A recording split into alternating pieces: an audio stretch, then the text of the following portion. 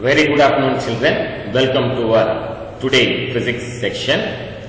Today let me start the revision, unit test revision portion, lesson number 4, 5 and 6. 2 mark question. So already we have sent the question bank through the WhatsApp. Now let me discuss about that particular 2 mark question. So let me start the 2 mark question part in the PPT presentation. The first question is,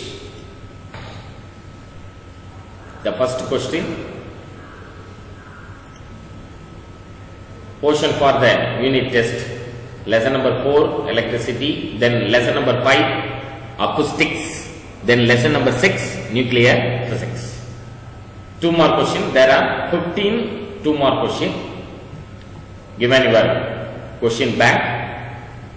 First question is state Ohm's law. State Ohm's law. What is the definition of Ohm's law? According to Ohm's law, at a constant temperature, there are 2 conditions. Please note it down, children. There are important 2 conditions. First condition, at a constant temperature. Temperature should be constant. The second condition is the current should be steady current. The steady current. So according to Ohm's law statement, at a constant temperature, steady current I flowing through a conductor is directly proportional to the potential difference V between the 2 ends of the conductor. I is directly proportional to V. And I by V is equal to constant. The value of this proportionality constant is found to be 1 by R. Therefore, I is equal to 1 by R into V. Rearranging this step, we get V is equal to IR. This is the important formula for the Ohm's law. Once again repeat this concept. I am going to explain this concept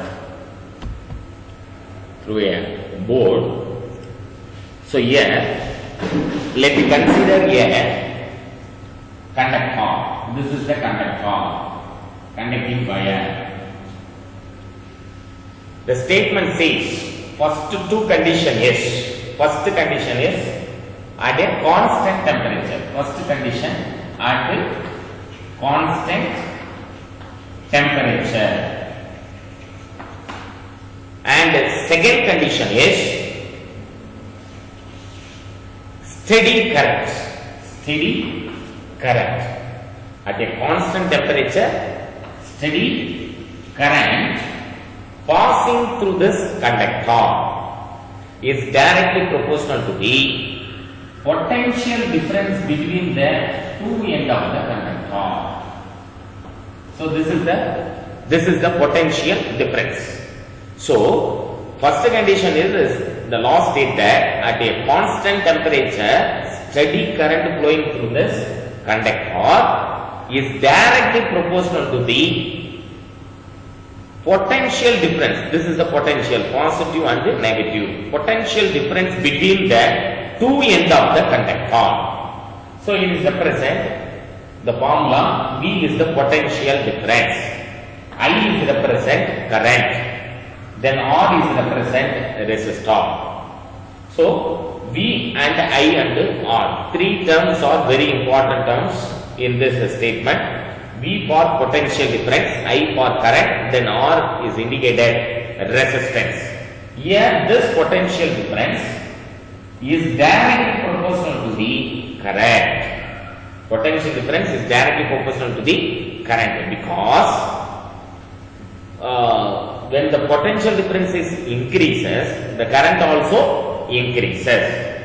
So remove this proportionality constant, we can multiply by the proportionality constant. Remove this proportional symbol, we can multiply by the proportionality constant. So V is equal to 1 by R into I. V is equal to 1 by R into I. So here 1 by R is nothing but proportionality constant. Rearrange this equation, we get V is equal to IR. So, sorry. Here, V is equal to, this is the main formula, IR. Remove the proportionality, we can multiply by the proportionality constant R. It is not a 1 by R, it is a R. V is equal to IR. So, potential difference V is equal to IR. This is the main formula for the Ohm's law. Main formula for Ohm's law. I is equal to V by R. From the Ohm's law, what is the current formula? I is equal to V by R. That means potential difference divided by resistance. So once again repeat the statement. Law states that at constant temperature steady current flowing through this conductor is directly proportional to the potential difference between the two ends of the conductor. This is the statement. Once again repeat the statement. According to Ohm's law, at a constant temperature, the steady current I flowing through a conductor is directly proportional to the potential difference V between the two ends of the conductor. I is directly proportional to V. I by V is equal to constant. The value of this proportionality constant is found to be 1 by R. Therefore, I is equal to 1 by R into V. Rearrange this step, we get V is equal to IR. The next second question is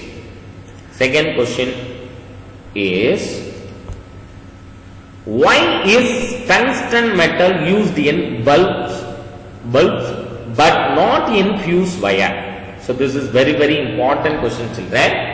Why is tungsten metal used in bulbs but not in fuse wire? The answer is, it is because tungsten has a very high melting point. Please note it down. It is because tungsten has a very high melting point. But fuse wire should have low melting point. If tungsten is used as a fuse wire, then it will not melt even when large amount of current is passed through it, and the appliance will be damaged. So this is very important reason why is tungsten metal used in bulbs but not in fuse wire. This is very important point, children. Please note it all. When the tungsten filament attached with the or connected with the fuse wire, what happened? General behaviors or properties of the tungsten filament material is it has very high melting point. Very high melting point. When we connected the tungsten in the fuse wire, what happens? When large amount of current passing through the conductor, the tungsten will not be broken because it has the high melting point. High melting point இருக்கிறது large amount of current வரும்போது heat energy produce ஆகும். Heat energy produce ஆகும்போது அந்த tungsten filament என்ன ஆகும்னா break ஆகும், melt ஆகிட்டு break ஆகும். But tungsten it has the high melting point na it will not break. அதாவது அது break ஆகுது, அந்த சர்க்யூட் break ஆகாது. ஏன்னா அது high melting point. அதனுடைய மெல்டிங் ஆகிற டைம், அதனுடைய மெல்டிங் கெப்பாசிட்டி வந்து வெரி ஹையா இருக்கிறதுனால வர்ற கரண்ட்ல இருந்து வர ஹீட் எனர்ஜி அந்த சர்க்யூட்டை பிரேக் பண்ணாது. So that is why we cannot use the tungsten in the fuse wire. So ordinary wire, copper wire, conducting material wire use பண்ணனா when the large amount of current enter to the circuit, what happens? Low melting point இருக்கிறதுனால fuse wireல connect பண்ற wire large amount of current pass ஆகும்போது produce ஆகிற heat energyல automatically the wire, that means conducting material will be broken. அது சீக்கிரமா break ஆயிடும் அந்த circuit. அப்ப அது கட் ஆயிடுச்சுன்னா நமக்கு எந்த விதமான ஹை லெவல் வோல்டேஜும் என்டர் ஆகாது. என்டர் ஆகணும்னா அங்கே எந்த எலக்ட்ரானிக் ஐட்டம்ஸும் எலக்ட்ரிக்கல் அப்ளையன்சஸும் டேமேஜ் ஆகாது. That means TV, washing machine, AC இதெல்லாமே during the thundering time what happens? Enormous amount of voltage, that means electrical energy enter to the household appliances. Household அப்ளையன்சஸ்ல fridge, washing machine, ஏசினா 220 வோல்ட்ல மட்டும் தான் operate ஆகும். High voltage உள்ள entry ஆயிச்சு அந்த ஃபியூஸ் வயர் அலோ பண்ணிடுச்சுன்னா electrical appliances are all damage, எல்லாமே என்ன ஆயிட்டா புகைஞ்சிடும். ஏன்னா அதுக்கு நீடட் வோல்டேஜ் ஒரு ஹவுஸ்ல இருக்கிற நீடட் வோல்டேஜ் எவ்வளவு 220 வோல்ட், அதுக்கு மேல வரக்கூடாது.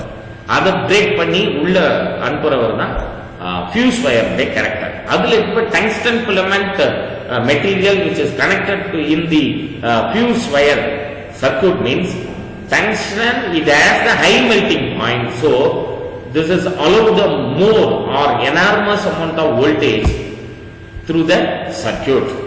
So அப்ப என்ன ஆகும், electrical appliances எல்லாம் டேமேஜ் ஆகும். That is why the tungsten filament is not used in the fuse wire. This is the main reason. Once again repeat, it is because tungsten has a very high melting point, fuse wire should have low melting point. If tungsten is used as a fuse wire, then it will not melt even when large amount of current is passed through it, and the appliances will be damaged. So this is the reason for not using the tungsten metal in the fuse wire. But பல்புல நம்ம ஏன் அதை use பண்றோம்னா, பல்புல large amount of heat energy tungsten filament produce பண்ணாதான் அந்த brightness நம்மளுக்கு கிடைக்கும். Large amount of heat energy produce ஆகிட்டே இருந்தாலும் மெல்டே ஆகாது டங்ஸ்டன் ஃபிலமெண்ட். ஸோ பல்புல நம்ம ஏன் டங்ஸ்டன் ஃபிலமெண்ட் யூஸ்னா, it has the high melting point, large amount of heat energy emit பண்ணிட்டே இருக்கும், but tungsten filament will not broken. அதனால நம்மளுக்கு என்ன பிரைட்னஸ் வந்துட்டே இருக்கும். So this is the main reason. The next question is, what is the next question? Define the unit of current. Define the unit of current. Already we know the definition of current. Definition of current is rate of flow of electric charge passing through the given cross sectional area of the conductor. That means I is equal to Q by T. Here I is equal to, what is the formula for the current? I is equal to Q by T. This is the formula for the current. What is the unit of current? Ampere. Unit of current is ampere. Now the question is, define the unit of current. The answer is, the SI unit of electric current is ampere. A.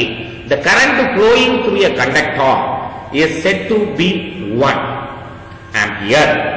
When a charge of 1 coulomb flows across any cross section of a conductor in 1 second, hence 1 ampere is equal to 1 coulomb divided by 1 second. I am going to explain this concept through the board. Here, listen.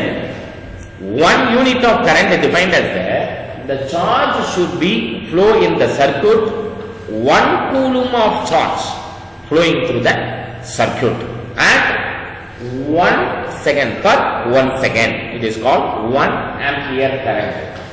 The unit of current is 1 ampere. That is ampere.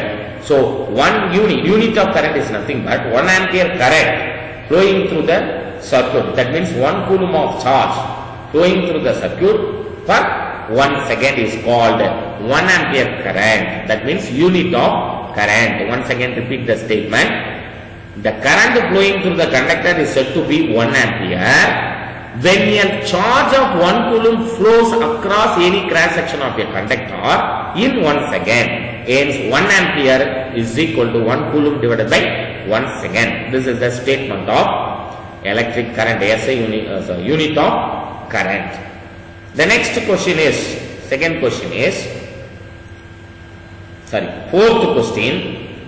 fourth question is state Joule's law of heating. State Joule's law of heating. The statement is, this is the statement, listen carefully. Let I be the current flowing through a resistor of resistance R and V be the potential difference across the resistor. The charge flowing through the circuit for a time interval T is Q. The work done in moving the charge Q across the end of the resistor with the potential difference of V is VQ. This energy spent by the source gets dissipated in the resistor as heat. Thus, the heat produced in the resistor is H is equal to W, W is equal to VQ. So, let I be the current flowing through the resistor of resistance R and V be the potential difference across the resistor. So, I am going to explain this statement. So, வீட்டில் நம்ம வந்துட்டு இப்போ water ஹீட்டரை use பண்ணுறோம். When we switch on the heater, what happens? The charges or current flowing through the circuit. சர்க்யூட்ல current போச்சுன்னா சர்க்யூட்ல என்ன இருக்கும்னா வயர் இருக்கும். அந்த வயருக்கு என்ன இருக்கும்? ரெசிஸ்டன்ஸ் இருக்கும். Here we can use the metal rolling rod. அது வந்து ஒரு மெட்டல் ஷேப்ல இருக்கும். கீழே இப்படி வந்திருக்கும், பார்த்துருப்பீங்க நீங்க. எலக்ட்ரிக் வாட்டர் ஹீட்டர் நம்ம வாட்டர்ல என்ன பண்ணுவோம்? டிப் பண்ணுவோம் இல்லையா? அந்த வாட்டர் ஹீட்டர் பத்தி சொல்றேன். அதுல ஒரு மெட்டல் ராட் மாதிரி வரும். அந்த ராட் என்ன வைண்டிங் ஆகிருக்கும், மைண்டிங் ஆகி, அதாவது ரவுண்ட் ரவுண்டா சுற்றி வச்சுப்பாங்க, வச்சுட்டு திருப்பி அதை போய் கனெக்ட் ஆகும். ஸோ திஸ் செட்டப் என்ன சொல்றேன்னா ரெசிஸ்டன்ஸ், அதுதான் நம்ம சொல்றோம் ரோலிங். அந்த பேட்டர்ன்ல இருக்கிற அந்த ரவுண்ட் பேட்டர்ன்ல இருக்கிற ரெசிஸ்டிவிட்டி பவர் ஹையா இருக்கும். ஏன்னா ஸ்ட்ரெயிட்டா போக வேண்டிய சார்ஜை நம்ம என்ன பண்றோம்? சுத்தி சுத்தி போகும். ரொம்ப நேரம் போச்சுன்னா ஹீட் எனர்ஜி ப்ரொடியூஸ் ஆகும். ஸோ நவ் கரண்ட் ஃப்ளோ ஆகுது, ரெசிஸ்டன்ஸ் ஆக்டிவேட் ஆகுது. எவ்வளவு டைம் டேக்கன் ஹீட் எனர்ஜிக்கு? இப்போ வாட்டர் ஹீட்டர் ஆன் பண்ணிடுறோம். ஆன் பண்ணிட்டா எத்தனை நிமிஷம் கழிச்சு ஆஃப் பண்ணா நமக்கு ஹீட் எனர்ஜி இருக்கும்னா நியர்பை 10 or 15 மினிட்ஸ்ல தான் நம்மளுக்கு என்ன ஆகும்னா ஹீட் எனர்ஜி நல்லாவே ஃபீல் ஆகும். அதில் போய் டச் பண்ணணும், வாட்டர்ல போய் டச் பண்ணா ஹீட் எனர்ஜி என்னன்னா ஃபீல் ஆகும். So the statement is current முதல்ல ஃப்ளோ ஆகணும், தென் அந்த மெட்டலுக்குன்னு ஒரு ரெசிஸ்டன்ஸ் இருக்கணும். கரண்ட் ஃப்ளோ ஆகுதுன்னா சார்ஜ் Q. அப்புறமா நம்ம கொடுக்குற பொட்டன்ஷியல் டிஃபரன்ஸ் வோல்டேஜ், எவ்வளவு வோல்டேஜ் நம்ம கொடுத்துருக்கோம், அதுக்கு எவ்வளவு டைம் எடுத்துச்சு, time taken heat energy produce பண்ணி, இதெல்லாம் பேஸ் பண்ணி தான் ஜூல்ஸ் லா உடைய statements. So the statement of Joule's law is, let I be the current flowing through the resistor of resistance R and V be the potential difference across the resistor. The charge flowing through the circuit for a time interval T is Q. The work done in moving the Q across the end of the resistor with the potential difference of V is VQ. This energy spent by the source gets dissipated in the resistor as heat. Thus the heat produced in the resistor is H is equal to W, W is equal to VQ. The next question is, fifth question, what connection is used in domestic appliances and why? What connection is used in domestic appliances and why? So the answer is, the connection in houses for domestic appliances are parallel to that even disconnection of one circuit does not affect the other. Second point is, to get equal voltage for all appliances, parallel circuit is used. So I am going to explain this concept. Parallel circuit means when the device connected in this pattern, this is the parallel circuit pattern. Here this is the parallel circuit pattern. When we disconnect any one of the device, that means when we switch off only fan or only tube light, means remaining fan and the tube lights are all function. இது எல்லாமே பேசிக்கா தெரிஞ்சுதான். இப்போ ஒரு 4 ரூம்ல fan ஓடிட்டு இருக்கு, இல்ல ஒரே ரூம்ல 2 or 3 ஃபேன்ஸ் ஓடிட்டு இருக்கு ஒரு ஹால்ல அப்படின்னா ஒவ்வொன்றுத்துக்கும் தனித்தனியா நம்மளுக்கு ஒரு சுவிட்ச் கண்ட்ரோல் இருக்கும். ஒன் சுவிட்ச் ஆஃப் பண்ணியாச்சுன்னா ஒரு ஃபேன் மட்டும் ஆஃப் ஆகும், ரிமைனிங் ஃபேன்ல என்ன ஆயிட்டு இருக்கும், ரன் ஆயிட்டு இருக்கும். அது எப்படி ஃபார்ம் ஆகும்? parallel circuitல இருந்தா மட்டும்தான் one fan, இது ஒரு ஃபேன் வச்சிருந்தேன், one fan உடைய சுவிட்சை நான் ஆஃப் பண்ணேன்னா ரிமைனிங் 2 ஃபேன் என்ன ஆகும், ஃபங்க்ஷன் ஆகும். இல்ல நான் 2 ஃபேன் உடைய சுவிட்ச் ஆஃப் பண்ணேன்னா ரிமைனிங் 3rd ஃபேன் வந்து ஃபங்க்ஷன்ல இருக்கும். So this is based on the parallel circuit. அப்ப domestic electric circuit connected in a parallel manner, parallel circuit pattern. So that is the first point. Then all the electrical appliances same voltage distribute the same voltage, because for all the electric appliances voltage should be constant. எல்லாத்துக்கும் same voltage தான் போகும். This is the second point. First point once again repeat, the connection is in houses for domestic appliances are parallel so that even disconnection of one circuit, அதாவது ஒரு fan of பண்ணாலோ ஒரு tubelight of பண்ணாலோ does not affect the other electrical circuit affect பண்ணாது. அதாவது other electrical appliances எல்லாம் work பண்ணிட்டு தான் இருக்கும்.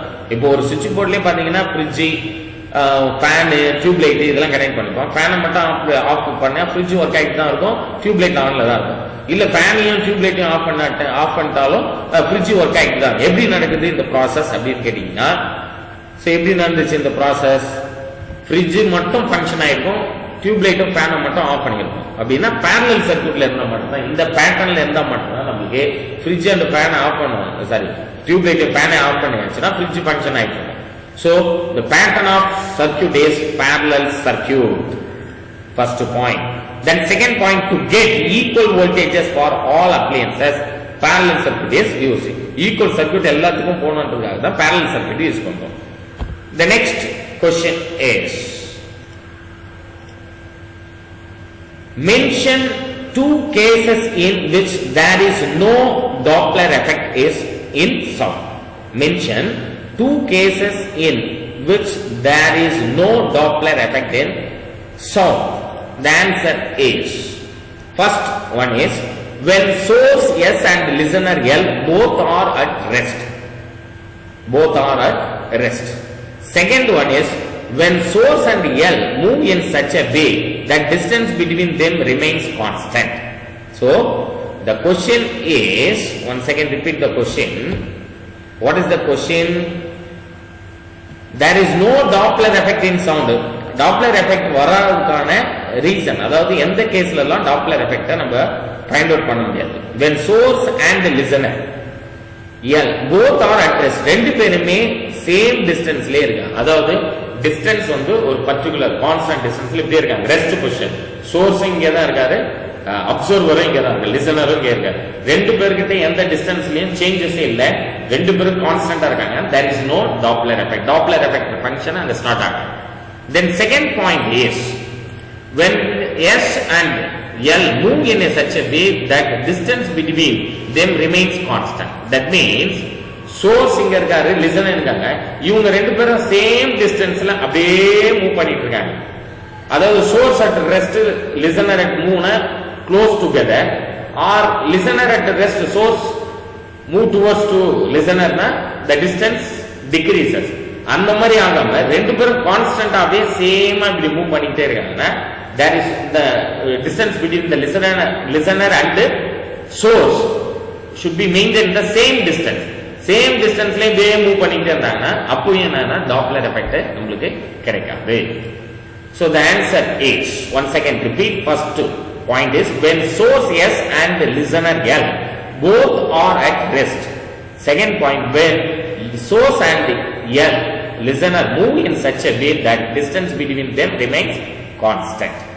The next question is, in your question bank, what is the next question?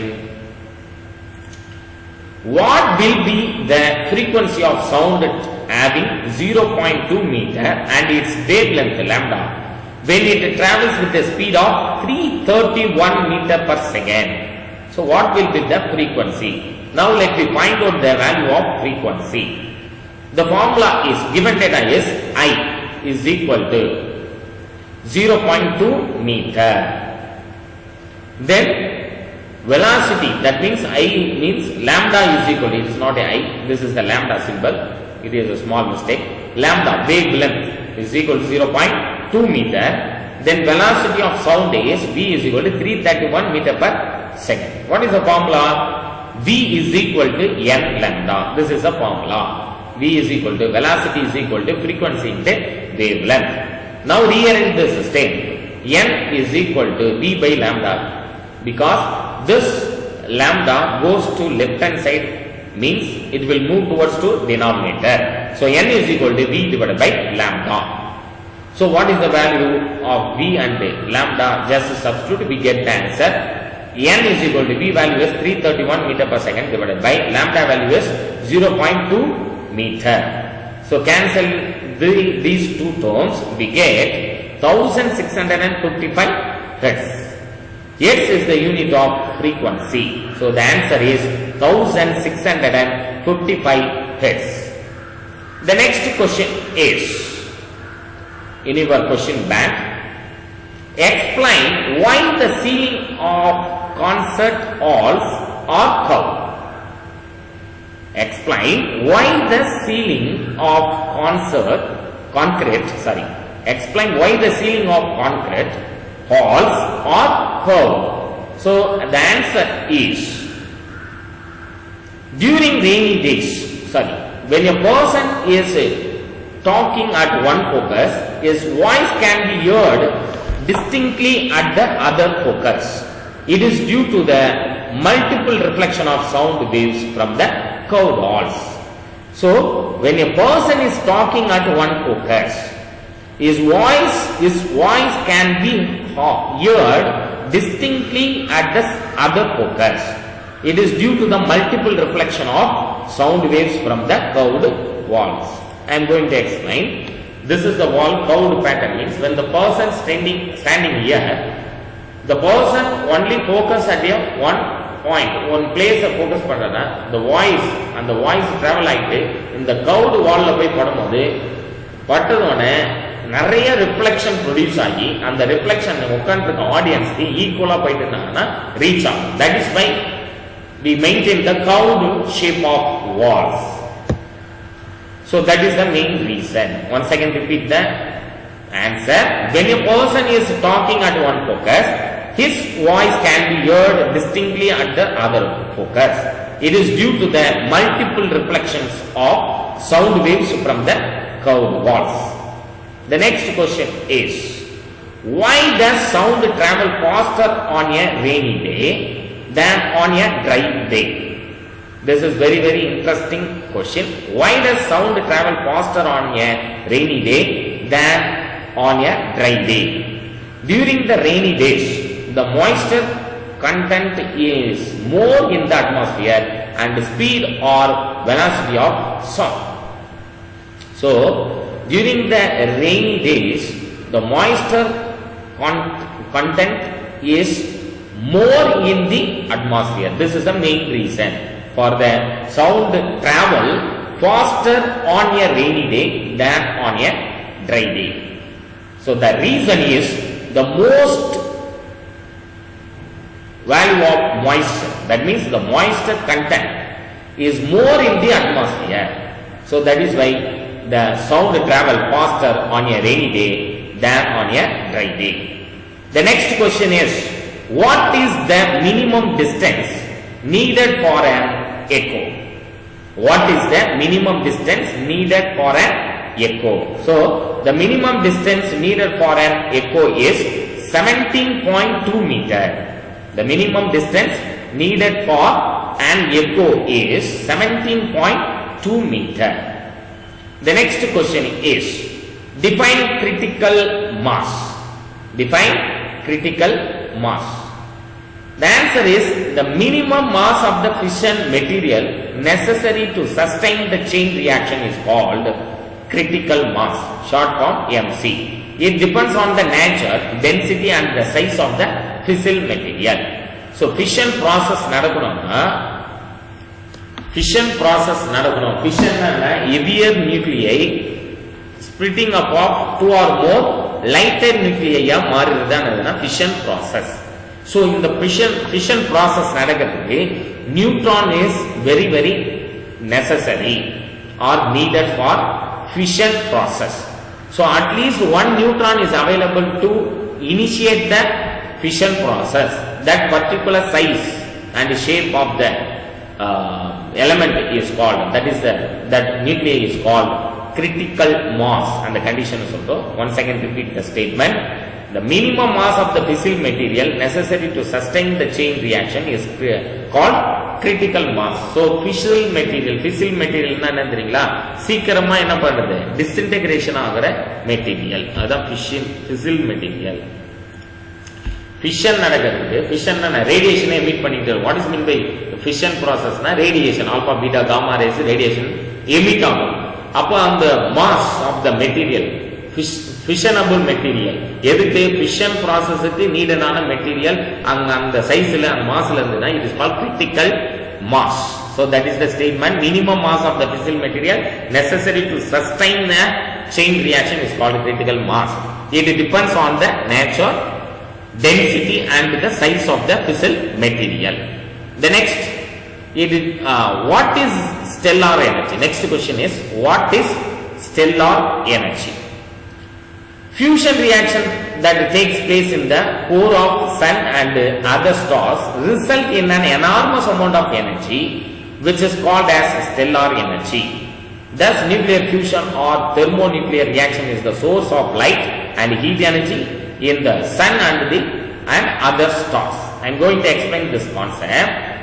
So here, fusion process means two or more lighter nuclei. This is the lighter nuclei means join together form a heavier nuclei.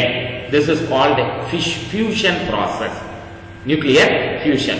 Two or more lighter nuclei join together create a heavier nuclei or form a heavier nuclei is called nuclear fusion. So example is, so இந்த லட்டு இருக்கு இல்லையா, இந்த பூந்தியா இருக்கிறதெல்லாம் ஒரு particular டெம்பரேச்சர்ல இருந்தால் மட்டும்தான் நம்ம என்ன பண்ண முடியும், அதை பிடிச்சோம்னா லட்டா வரும். ஸோ லட்டுன்றது எல்லா பூந்தியினுடைய ஒன்னா சேர்ந்ததுதான் என்ன ஃபார்ம் ஆகுதுன்னா லட்டா ஃபார்ம் ஆகும். அந்த ஒன்னா சேர்றது தான் ஃபியூஷன். ஸோ சின்னதா ஸ்மாலரா இந்த அந்த பூந்தி எல்லாம் ஒரு பர்டிகுலர் டெம்பரேச்சர்ல நம்ம என்ன பண்றோம், heavier molecules, that is a bigger size of லட்டா நம்ம மாத்திரம் அது பிடிக்கும். That is a fusion process. அந்த பூந்தி எல்லாம் ஒரு பர்டிகுலர் டெம்பரேச்சர்ல இருந்தா மட்டும்தான் நம்மளால என்ன பண்ண முடியும், அதை பிடிச்சாச்சுன்னா பெரிய லட்டா மாற்ற முடியும். அப்பதான் அந்த கிரிப்பா என்ன பண்ணா அட்ராக்ட் பண்ணிக்கும், ஃபோர்ஸ் வந்துட்டு உள்ள ஆக்ட் ஆகும், அட்ராக்ஷன் ஃபோர்ஸ். அந்த ஹீட் வந்து அப்படியே ஒன்னோட ஒன்னு என்ன ஆகும்னா பிடிச்சிக்கும். So that is a fusion process. So here fusion reaction that takes place. So on the fusion நடக்குதுனா heat energy, more amount of enormous amount of heat energy needed. Heat energy இருந்தா தான் அது என்ன ஆகும்னா எல்லா எலிமெண்ட்டும் ஒன்னா இருக்கும். Suns and starsல so many elements is present. Hydrogen, nitrogen and all. அதெல்லாம் ஒன்னா இருக்கணும்னா atoms and molecules needed more enormous amount of energy. So fusion reaction that takes place in the core of the sun and other stars result in an enormous amount of energy, which is called as stellar energy. And the energy, and the fusion நடக்கிறதுக்கு தேவையான எல்லா எனர்ஜியும் சேர்த்து stellar energy சொல்றோம். Nuclear fusion or thermonuclear reaction is the source of light and heat energy in the sun and the other stars. The next question, very easy question answer. When and where was the first nuclear reactor built? So the first nuclear reactor built at Chicago, USA, 1942. Once again repeat, the first nuclear reactor built in Chicago, USA, 1942. Year is 1942. The next question is very important and interesting question. Write any three features of natural and artificial radioactivity. Write any three features of natural and artificial radioactivity. First point is for the natural activity. Emission of radiation due to self-disintegration of a nucleus. So radiation start ஆகிறது due to the self-disintegration. For artificial radioactivity, emission of radiation due to disintegration of a nucleus through induced process. So artificial radioactivity la நம்மளா தான் என்ன பண்ணனும், non radioactive substance radioactive substance மாத்தினா தான் emission நடக்கும் by the induced method. Induced பண்ணாதான் அது என்ன பண்ணும், emitted produce பண்ணும். Second point is alpha beta gamma radiation are emitted for the natural radioactivity. For the artificial radioactivity, mostly elementary particles such as neutron, positron, etc. are emitted. Third point is it is a spontaneous process. Spontaneous means continuous process. For the artificial radioactivity, it is an induced process. Induced பண்ணாதான் the process start ஆகும். Then fourth point is exhibited by elements with atomic number more than 83. Exhibited by element with atomic number less than 83.